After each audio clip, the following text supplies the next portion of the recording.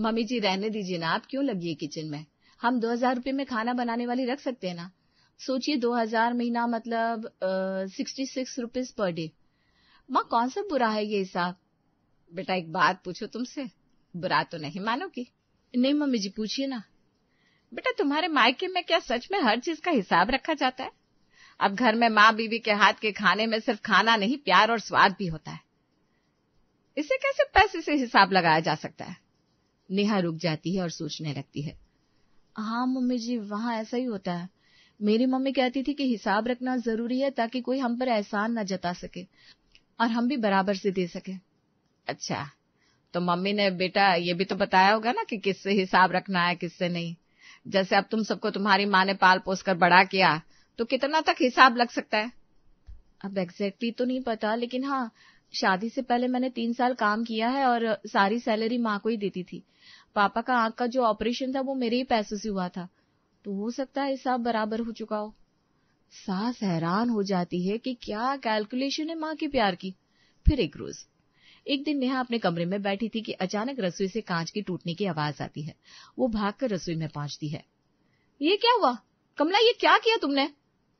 भाई साहब माफ करना, हाथ से फिसल गया गिलास। बुढ़ापे में ना हाथ कांपने लगे, साफ कर देती अभी। साफ करने से ग्लास वापस आ जाएगा क्या? ये वो सेट का ग्लास था जो मेरे दहेज में आया था। 6000 के सेट में 12 ग्लास थे, मतलब एक ग्लास के 500 रुपए। सास रसोई में आती है। अरे नेहा जाने दो ना बेटा, कमला पिछले 20 साल से इस घर में काम करती है, बुढ़िया है, गलती हो गई होगी। मम्मी जी अब फिर शुरू हो गई। अब ग्लास तो टूटा है ना, हिसाब तो होगा ही। सुनो कमला, 500 रुपए कटेंगे तुम्हारी तनख्वाह से। पर भाई साहब मेरी तो सिर्फ 3000 तनख्वाह है। तो क्या हुआ, ठीक है, रोज 2 घंटे एक्स्ट्रा काम करो, 1 महीने में पैसा काट लूंगी। और वैसे भी अभी तो ये महीने की शुरुआत में हुआ है, तो ज्यादा टाइम मिल जाएगा तुम्हें। ये क्या बात हुई नेहा? कमला हमारे परिवार की तरह। पापा जी रिश्ते रिश्ते होते हैं, लेकिन हिसाब अलग चीज है। आज ग्लास है, कल कुछ और टूटेगा, बस यूं ही माफ करते रहोगे। नुकसान का कोई मोल है कि नहीं? आखिर ये चीजें भी तो प्यार से दी गई थी ना। अब प्यार बचाना है तो चीजों का ख्याल रखना ही पड़ेगा। बेसिकली हिसाब क्लियर रखने से ही रिश्ते अच्छे रहते हैं। सास ससुर एक दूसरे को देखते हैं। प्रिया भी वहीं खड़ी है हैरान। कमला आंखें पोंछती हुई चुपचाप सफाई में लग जाती है। नेहा के ससुर और पति अर्जुन बाहर बरामदे में बैठे होते हैं कि बेटा अर्जुन मैं बहुत परेशान हूँ। नेहा बहुत अच्छी बहू है, घर का सारा काम करती है, लेकिन उसकी ये आदत सही नहीं है। वह हर चीज को पैसों से तोलती है। आज मेहमानों के सामने ऐसी बात करना प्रिया को कितना बुरा लगा होगा। पापा मैं समझ सकता हूँ, लेकिन नेहा का मायका ऐसा ही है, वहाँ हर चीज का हिसाब रखा जाता है। उसने बचपन से यही देखा है। और बुरा भी क्या है पापा, पैसे की पक्की है वो, गलत क्या है? बेटा लेकिन अब वो इस घर की बहू है। यहाँ प्यार की कीमत नहीं होती। यहाँ रिश्तों में पैसा रुपया देखेंगे तो कैसे चलेगा? तुम्हें उससे प्यार से समझाना होगा कि रिश्ता पैसों से नहीं भावनाओं से बनता है, वरना एक दिन ये घर भी वैसा ही हो जाएगा जैसा उसका मायका है। अर्जुन को नेहा की सोच बिल्कुल गलत नहीं लगती। वो उल्टा पापा को ही 4 बात सुनाकर वहां से चला जाता है। फिर अगले रोज शाम को अर्जुन ऑफिस से खाली हाथ लौटता है। नेहा दरवाजे पर खड़ी होकर पूछती है, टिफिन कहाँ है? अरे सॉरी नेहा, ऑफिस में ही भूल गया। मीटिंग में इतना बिजी था कि ध्यान ही नहीं रहा। अर्जुन वो स्टील का प्रीमियम टिफिन था, मैंने खरीदा था अपनी मुंह दिखाई के पैसों से। 3000 का था। और अंदर का खाना, सब्जी दाल रोटी, वो क्या फ्री में बनी थी? पैसे के साथ कितनी मेहनत लगती है, मेहनत का पैसा भी कितना कम नहीं होता। यार गलती हो गई ना, कल ले आऊंगा। वैसे कल क्या दे रही हो खाने में? खाना नहीं अर्जुन, बेसिकली ये लापरवाही है। अब तुम्हें एहसास होना चाहिए, अगले 1 हफ्ते तक तुम्हें घर का खाना नहीं मिलेगा। बाहर से खाओ और अपने पैसे खर्च करो, 3000 वसूल हो जाएंगे। बढ़िया है। पास ससुर खड़े थे, वो अर्जुन की ओर देखते हैं। ठीक बात है, पैसे की पक्की है नेहा। क्या अर्जुन ठीक ही तो है? लेकिन सासू माँ बोल पड़ती है, नेहा बेटा ये क्या बात हुई, गलती से भूल गया ना वो। घर का खाना नहीं दोगी तो क्या खाएगा बेचारा, और डिब्बे का हिसाब पति से कौन करता है? मम्मी जी हिसाब तो क्लियर रखना पड़ेगा ना, वरना लापरवाही बढ़ती जाएगी। ये बोलकर नेहा वहां से चली जाती है। उसके जाने के बाद अब पता चलेगा हम कितने परेशान रहते हैं। चलो सरला। अगले 5 दिन अर्जुन बाहर का खाना खाता रहता है। 6ठे दिन रात को उसे तेज पेट दर्द होता है, उल्टियां शुरू हो जाती है। जल्दी डॉक्टर के पास ले चलो। वे अर्जुन को इमरजेंसी में ले जाते हैं। डॉक्टर चेकअप के बाद बताता है कि फूड पॉइजनिंग है। दवाइयां और टेस्ट में 5,000 रुपए खर्च हो जाते हैं। घर लौटकर सास नेहा से कहती है, देखा नेहा, 3,000 बचाने के चक्कर में 5,000 खर्च हो गए और मेरे बेटे की सेहत भी खराब होगी। पापा ठीक कह रहे थे, ये हर चीजों को पैसों में तोलती है, पता नहीं हमें ये क्यों झेलना पड़ रहा है। नेहा चुप रहती है, लेकिन फिर बोलती है, मम्मी जी ये तो बाहर खाने की गलती है, मैंने तो सिर्फ हिसाब बराबर करने की सोची थी। नेहा प्लीज हर चीज में हिसाब मत लगाओ, पूरा घर तुमसे परेशान है। सास आंखों में आंसू लेकर अर्जुन को पानी पिलाती है। नेहा एक कोने में खड़ी रहती है, अपने फैसले पर अड़ी हुई। फिर अगले दिन अर्जुन शाम को अपने छोटे भाई राहुल को 1 लाख रुपए का लिफाफा देता है। ले राहुल, तेरे पैसे। थैंक यू यार, जब पापा के सर्जरी के लिए पैसे चाहिए थे तू ही काम आया था, वरना बैंक से लोन लेना पड़ता, इतना ब्याज देना पड़ता। अरे भैया ये कैसी बात कर रहे हो, तुमने मेरी पढ़ाई करवाई, नौकरी दिलवाई, ये तो मेरा फर्ज था। नेहा जो बगल में बैठी थी बीच में बोलती है, रुको रुको राहुल, तुमने 1 लाख दिए थे ना, अब जरा हिसाब लगाते हैं। नेहा ये क्या कर रही हो? लेकिन नेहा कहाँ रुकने वाली थी। बेसिकली देखो, जब राहुल की इंजीनियरिंग की फीस भरनी थी तो अर्जुन ने 1.5 लाख रुपए दिए थे। फिर जब इसकी बाइक खरीदनी थी तो 70,000 दिए। फिर जब इसकी शादी की बात चल रही थी तो 3 लाख की मदद की थी। और हाँ, जब इसे जॉब के लिए दिल्ली जाना था तो किराया खर्चा मिलाकर 50,000 और दिए। भाभी वो सब तो टोटल 5,70,000 हुए। अब तुमने 1 लाख दिए तो बाकी 4,70,000 बचे। अगर हम बैंक का 12% ब्याज भी लगाए तो पिछले 5 सालों का लगभग 3 लाख ब्याज और बनता है, मतलब टोटल 7,70,000। नेहा ये मेरा भाई है, कोई कस्टमर नहीं है।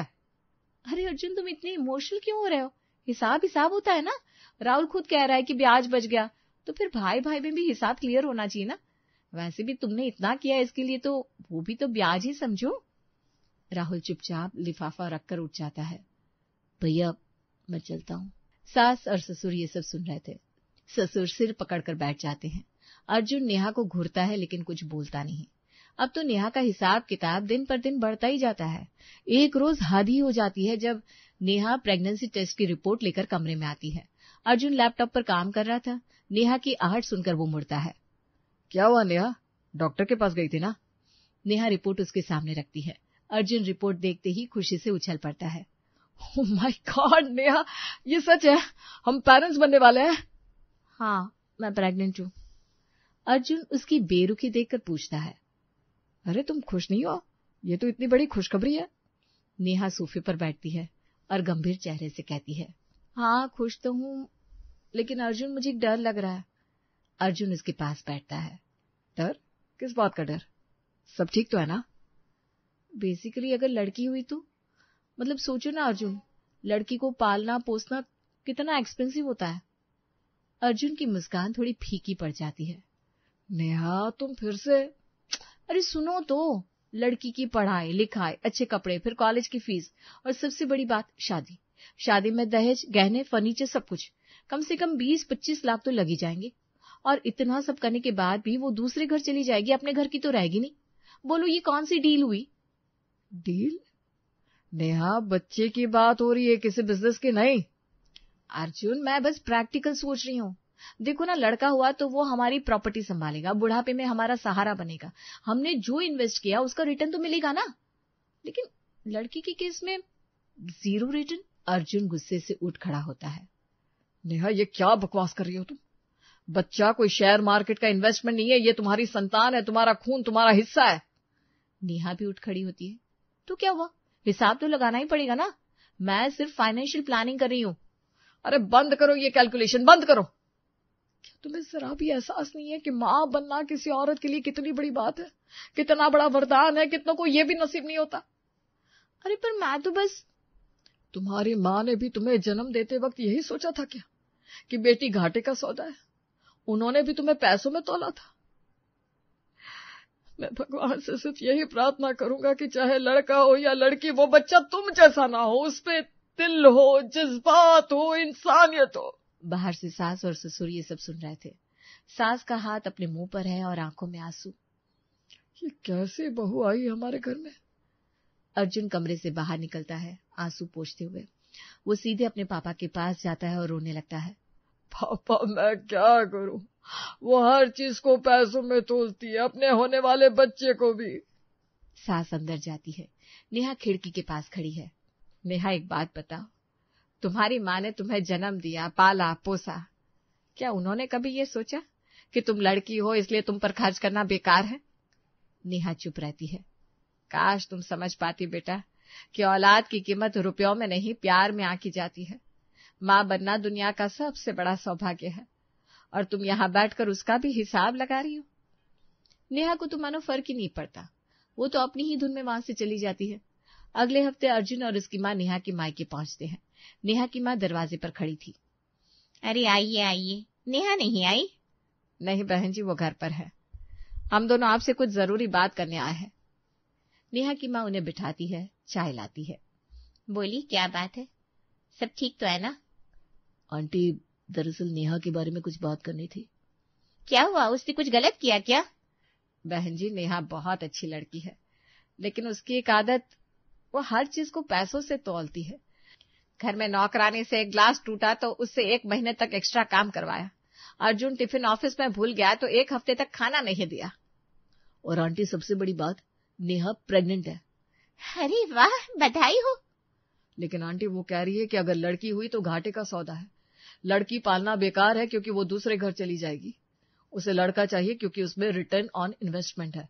बहन जी, आप ही समझाइए अपनी बेटी को। ये कोई सोच है? रिश्तों को पैसों में तौलना, अपने बच्चे को भी इन्वेस्टमेंट समझना। नेहा की माँ चाय का घूंट लेती है, फिर शांति से बोलती है। तो गलत क्या कहा उसने? अर्जुन और सास दोनों हैरान होकर एक दूसरे को देखते हैं। क्या मतलब? देखिए, मैंने नेहा को यही सिखाया है, हर चीज का हिसाब रखो। नौकरानी ने गलती की तो पैसे कटने चाहिए ना। अर्जुन ने लापरवाही की तो उसे सबक मिलना चाहिए। और रही बात लड़की की, तो आजकल लड़की पालना सच में महंगा है। शादी में दहेज, गहने सब देना पड़ता है और फिर वो दूसरे घर चली जाती है। आंटी, आप भी यही सोचती हैं? तो फिर आपने नेहा को क्यों पाला? वो भी तो लड़की है। इसीलिए तो उससे 3 साल सैलरी लेकर हिसाब बराबर कर लिया। उसके पापा की आंख की सर्जरी में भी उसी के पैसे लगे। अब हिसाब क्लियर है। बहन जी, लेकिन माँ बाप और बच्चों में कोई हिसाब होता है क्या? आपने उसे 9 महीने पेट में रखा, दर्द सहा, पाला पोसा, क्या उसकी कोई कीमत है? बिल्कुल है, और जितनी कीमत थी उतना वो चुका चुकी है। बाकी बच्चे तो अपने माता पिता पर बोझ बनकर रह जाते हैं। कम से कम मेरी बेटी ने अपनी जिम्मेदारी तो निभाई। तो आप क्या चाहती हैं, कि नेहा को लड़की ना हो? मैं तो यही कहूंगी, अपनी समझदारी से फैसला ले। प्रैक्टिकल बनना जरूरी है इस दुनिया में। इमोशनल होकर कहीं नहीं पहुंचते। ये कैसी माँ है आप? आपके दिल में कोई ममता नहीं है क्या? ममता है, लेकिन अकल भी है। और मैंने अपनी बेटी को भी अकल से चलना सिखाया है, दिल से नहीं।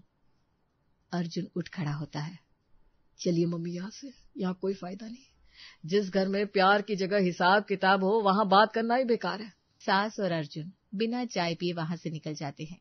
नेहा की माँ दरवाजे पर खड़ी उन्हें जाती हुई देखती है। चेहरे पर कोई भाव नहीं होते, उल्टा उनके जाने के बाद, बड़े आए थे नेहा की बुराई करने। इतने ही अच्छे लोग होते तो फ्री की नौकरानी ना लेने आते मेरे दरवाजे। अब सारा काम तो नेहा ही करती होगी ना। फिर एक रोज नेहा की ननद प्रिया घर आती है। भाभी, कल की शादी में आप मेरी साड़ी पहनना जो माँ ने मुझे दिलाई थी, बहुत अच्छी लगेगी आप पर। अरे नहीं प्रिया, ये तुम्हारी महंगी साड़ी है, मैं अपनी कोई साड़ी पहन लूंगी। वैसे भी कल को साड़ी में कुछ हुआ तो मैं कैसे चुकाऊंगी? अरे भाभी, कैसी बात कर रही हैं? पैसे क्यों लूंगी मैं आपसे? घर में अपना पराया थोड़ी ना होता है। आप मेरी बड़ी बहन जैसी हो, और वैसे भी आपकी रंगत पर बनारसी का गोल्डन कलर बहुत खिलेगा। प्लीज भाभी, मना मत करो, मुझे बहुत खुशी होगी। अरे ये सब कहने की बात है, खैर छोड़ो। अब मायके में कमाने वाले तो यही है। भाई वैसे भी खर्च करते हैं तुम पर, तो भाभी को एक साड़ी देना घाटे का सौदा नहीं है, क्यों? सास ये सुनकर गुस्से से कहती है। हाँ नेहा, सही बात है। मेरा बेटा तो सभी के लिए करता है। अब तुम भी आई हो तो समझो रोज का खाना पीना तो करोगी। और रहने के लिए ये शहर कितना महंगा है, लेकिन अब तुम्हारे लिए तो फ्री ही है, क्यों? खैर माँ जी, माँ बाप दहेज इसीलिए तो देते हैं कि बेटी शान से रह सके। अब देखिए ये लाखों का सोफा कैसे चमक रहा है आपके घर में। प्रिया सास की ओर देखती है, जैसे कह रही हो कि माँ चुप हो जा। लेकिन सास तो सास होती है। बेटी के हाथ से साड़ी लेकर वो अंदर जाती है, लेकिन जाते जाते डायलॉग मारते जाती है। हाँ, सोफा तो 10 साल में फेंक देंगे, नया ले आएंगे। लेकिन तू तो रहेगी ना यहीं फ्री में। सास ताना देकर निकल जाती है तो प्रिया को नेहा घूरती है और वो भी वहां से चली जाती है। अगले रोज नेहा के मायके से उसकी माँ और छोटा भाई राज आते हैं, साथ में मिठाई का डिब्बा लाते हैं। नमस्ते जी, बहुत दिन बाद आए हैं, सोचा बेटी से मिलाए। वो अब मैं नानी बनने वाली हूँ तो ये लो, रास्ते से मिठाई भी ले आए। अरे वाह, आइए आइए, आप लोगों का ही इंतजार कर रहे थे, बैठिए चाय बनवाती हूँ। सास मिठाई का डिब्बा खोलती है, साधारण गुलाब जामुन थे। अरे बहन जी, आप तो इतनी साधारण मिठाई ले आई, आपको तो पता है ना यहाँ सब कितने अच्छे हैं। जब प्रिया की शादी में इनके रिश्तेदार आए थे तो कितना कुछ लाए थे। मुझे याद है जब प्रिया को विदा किया था तो मैंने उसे 5,000 रुपए नकद दिए थे और सोने की चेन भी दी थी जो 12,000 की थी। आज भी प्रिया पहनती है वो। इतना सुनते ही कमरे में सन्नाटा छा जाता है। नेहा का चेहरा उदास हो जाता है। नेहा आंखें नीची कर लेती है। नेहा की माँ वो तो बेचारी कभी दाएं कभी बाएं ताकती है। माँ जी बस करिए ना, कोई मिठाई भी देखता है क्या? जो प्यार से मिले तोहफे होते उनकी कीमत नहीं देखते। लेकिन नेहा एक बात बताओ, तुम अपने मायके से तो कोई हिसाब नहीं रखती, वहां तो सब क्लियर हो गया, लेकिन हमसे, अर्जुन से, नौकरानी से, देवर से, सबसे हिसाब किताब, यह कैसा न्याय है? तुम्हारे मायके वाले तुम्हें पालते हैं तो वो प्यार है, लेकिन हम तुम्हें अपने घर में रखते हैं तो वो फ्री में रहना। तुम्हारी माँ ने दहेज लिया तो इन्वेस्टमेंट, लेकिन हम कुछ दे तो एहसान। नेहा की आंखों में आंसू आ जाते हैं। उसे अपनी गलतियां समझ में आने लगती है। मम्मी जी मुझे माफ कर दीजिए, मैं गलत थी, मैंने हमेशा सबको पैसों से तोला, लेकिन आज मुझे एहसास हुआ कि मैंने अपने ही घर वालों को दुख दिया। बेटा, हिसाब किताब जरूरी है लेकिन रिश्तों में नहीं। रिश्तों में प्यार, विश्वास और सम्मान होता है। माँ जी मुझे माफ कर दीजिए, मैं समझ गई, मैं आज के बाद ऐसा कभी नहीं करूंगी।